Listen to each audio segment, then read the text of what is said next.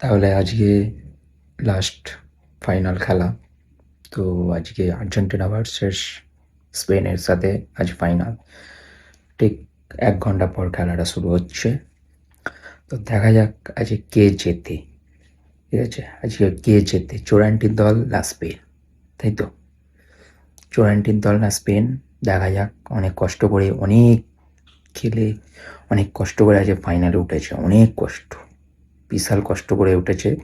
তো আজকে ফিফাস প্রেসিডেন্ট দিয়ে দেবে হাতে ওয়ার্ল্ড কাপটা, চুরি করতে পারলেই হাতে দিয়ে দেবে ফিফা ওয়ার্ল্ড কাপটা, তাই তো?